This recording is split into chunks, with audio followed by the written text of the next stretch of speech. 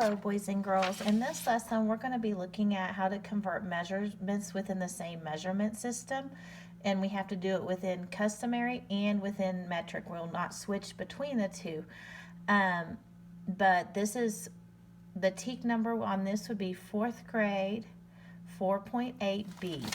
So the first thing that you see up here is your math chart, because that's really important to be having in front of you, and ours are blue this year. So you'll get this math chart on your STAR test. It has all of your converting units right up here, a mile into yards. You can come in here. It's talking about length. We've talked about all of these in the last few lessons. Volume and capacity for the customary and for the metric. Weight and mass for the customary and the metric, and even time. This will work for even time because time is your unit of measurement. Okay, we're going to learn today how to convert within the measurement system. So the first thing that we do, now bear with me, I'm going to teach it to you, then I'm going to show you. So these are the steps that you'll do. Write down the units you are comparing on top of each other. Use the rule from the math chart. Okay, so the math chart, these are all rules. So you're going to find a rule that deals with both of those, like quarts and gallons. If we're wanting to change gallons to quarts, then we have to have quarts and gallons on here, or quarts and pints. So we're going to learn to find the rule on this math chart. Then we're going to get information from the problem by covering, okay? So the information from the problem would be whatever the question's asking you. We'll cover the 1 because every rule has a 1 in it, okay? If the numbers are across from each other, we multiply. If they are next to each other, we're going to divide. Feet next to feet, inches next to inches. Now I know that doesn't make sense, but let's continue on and we'll see with examples. So I like to have us set up this box, okay? And then I'm going to teach you a little chant and a little song that are a little way to kind of remember what you're supposed to do. Okay, so here's an example. Here's the question here, 8 feet into inches. So the first thing we have to do is we have to write down the units that we're comparing. Well, it's wanting us to compare feet and inches. So right here we have feet and we have inches. Then what we're going to do is pull the rule from the chart. The first thing I want is the rule. The second thing is information from the problem. So the first thing is the rule, and the rule has to have feet and inches inside of it. So when I come up here, I know it's length, and so I've got foot and inches. So feet and inches. And 1 foot is 12 inches. So there's my 1. So next to a foot, because a foot's talking about a foot, I'm going to put a 1. And a next to inches, because inches is talking about, or is 12 in that rule. So 1 over 12. Next to it, I'm going to put information from my problem. Now from my problem, I have 8 feet. 8 goes with feet. What I don't know is the inches. So if 8 is next to feet, then I'm going to put feet next to feet. So 8 is going to go on top next to the foot. My unknown is going to go here. We cover the 1. The units are across from each other. So to me, I think of multiplication when they're across from each other. 8 times 12, okay, is 96. So then 1/12 is the same as 1 foot out of 12 inches is the same as 8 feet would be the same as 96 inches. So then the answer here is going to be 96. Now, on this page, this accidentally got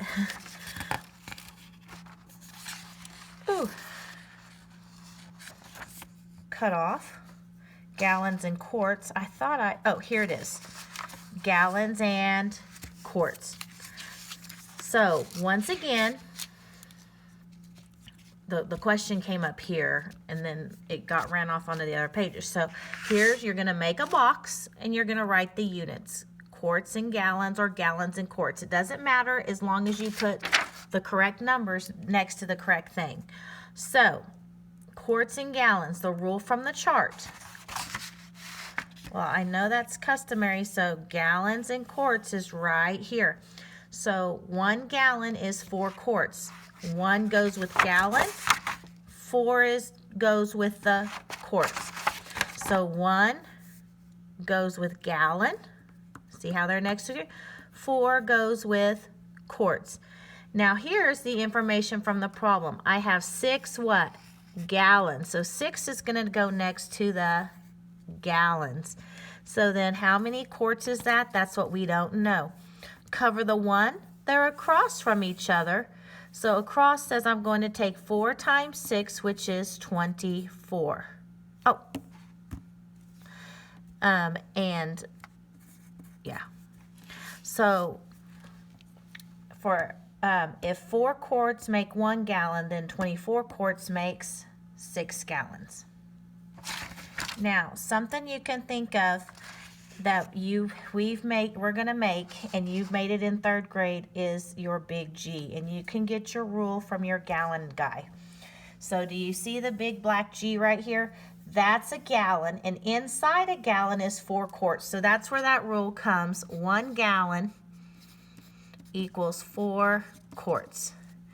Now to read this, I see the 4 quarts inside that gallon. What do you see inside of a quart? Hopefully you see in 1 quart there are 2 pints. The P's stand for pints. And if you really look hard, I'm going to pull this up to the paper, to the thing. Inside those pints are what? 2 cups. So in 1 pint, there are 2 cups. Now what's really neat about this is that I can then say, well, how many pints are in a gallon? So then you go 1 gallon equals, we'll count all the P's inside the gallon. 1, 2, 3, 4, 5, 6, 7, 8. 8 pints. Okay? How many cups are inside of 1 quart? So once again, you're looking at 1 quart. So look for the Q and you tell me how many cups are inside that 1 quart. 1, 2, 3, 4. So we get 4. So there's another way, something else you can use. There's something else that you can use to help us find our rules that may not be on our math chart. And really, if they give you one, it would probably be within this liquid capacity and you could learn this. But I'm also going to show you something else to do later on. So hopefully that will help you. So let's look at, I like this one because this one looks like it's giving us time. Days and weeks are measurements too. And so this is measurement of time. So I want you to know that days and weeks. So let's fill this in together. Units from your math chart. Well, we have to look at times. We have to know something about days and weeks. Well, this says days and hours, but that's not days and weeks.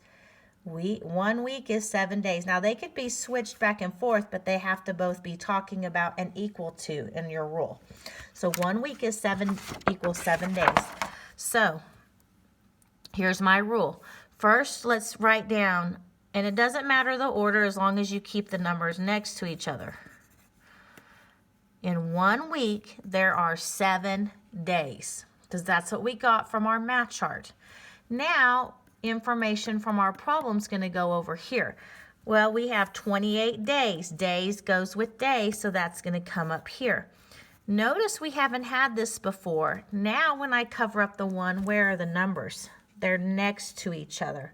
So when they're next to each other, and this is why I like the rule first, then automatically you can think divide, okay? So then out to the side, 28 divided by 7, or go think backwards. 7 times what gives you 28? Hopefully you said 4, and so therefore 4 weeks in 28 days. Okay, and notice if this number is bigger than this one, then this one's going to be bigger than your answer down here. Okay, So that one was a good one because it showed dividing. So then our answer up here, in 28 days, there are 4 weeks. Now this one is a little bit of a challenge, meters and kilometers, okay? So we're comparing, get your units written down, meters, and you can just put an M for meters and KM for kilometers, and once again, you can have it switched. Okay, so let's come up here, and this is on the metric side. Meters, centimeters, centimeters, meters, kilometers, and meters. There they are. Kilometers, or kilometers, and meters. 1,000 meters in a kilometer. In 1 kilometer, there's 1,000 meters. Let's get our information from the problem. We have 500 meters. So that's going to come here. Well, wait a minute. We've never done this before. So this is going smaller. We have never taken 5,000 and divided it by 1,000, have we? So we know we're going to get a decimal number. But hopefully some of you can kind of see, because you know about 5 and 10. So this is why I say this is challenging. This will not show up on your test if you had to divide this, but I like to show you some things sometimes that you could see. So if I added a decimal here, because really my decimal is at the end of a number when I can't see it, then maybe I could add a 0 here, and that still says 500. Well, how many thousands are in 5,000? And we say 5, and we're going to keep that decimal here. So that would be 5/10 or half. But some of you can see if there's 1,001, then half of 1,000 would be half of that 1 kilometer. Okay, that was a challenge one. So let me do one more with you, but this one I want to show you how my students in the classroom really set this up and start working them. And so I just grabbed a worksheet, and I don't know, I'm just going to pull one of the problems on there, that the kinds of worksheets that you're going to see. And then on a separate piece of paper, the first thing you're going to do is you're going to make a box. Now, a lot of times my students use our graph paper because we don't want to really make the boxes, they're already there, but that's not a very big box. And we put R for rule and P for problem. So we're not writing everything out like that. And then our units, we're going to do the problem that says 4 quarts equals blank gallons. So we're going to be comparing quarts and gallons. From your math chart, once again, go to quarts and gallons. 1 gallon is 4 quarts. 1 gallon is 4 quarts. Get information from the problem. It's a quart. So 4 quarts is going to go with, quarts are going to go with quarts. Oh, this one wasn't too bad. Close them up. They're next to each other, so if they're next to each other, I'm not going to make that cross sign like a multiplication sign. I'm going to do this. 4 divided by 4 is 1. Miss Witt, that was way too easy of one to put on there. So let me try to find one more to show you. So let's do 4 yards equals feet. So hopefully you make your little box, rule, problem, yard, feet. That's what we're comparing. On our rule chart, 3 feet in 1 yard. 3 feet go with feet, 1 goes with yard. Up here I got yards, so it's going to go across from there. Look at that. When I cover that 1 up, they're across from each other, so I know I'm going to multiply. 4 times 3 is 12, so therefore I know that. And you're going to notice you're also dealing with equivalent fractions, which we did a few weeks ago. So that's what you're kind of setting up here, because your proportions have to be the same. 1 yard in 3 feet, so 4 yards in 12 feet. Now, something I tell my kids, you've got big units and you've got small units, okay? Kilometers is a big unit, meters is the smaller unit, and we learn all these units. Meters is bigger than centimeters, and you can look here, it goes down centimeters to millimeters, okay? Liters are bigger than milliliters, okay? A ton is bigger than a pound, a quart is bigger than, a gallon is bigger than a quart, and a quart's bigger than a pint. Also, pints are smaller than quarts. If you go up it, inches are smaller than a foot. So, you can look at things and you're going to say, okay, well, if I'm going from a meter to a kilometer, I'm going from something small to something big. Here, okay, let's look at this really quick. If I'm going from quarts to cups, I'm going from something small to something big. If I'm going from cups to a pint, that's something small to something bigger. You go from what you know to what you don't know. This is something small to something big. Something small to something big. Something small to something big. We see how this worksheet is going.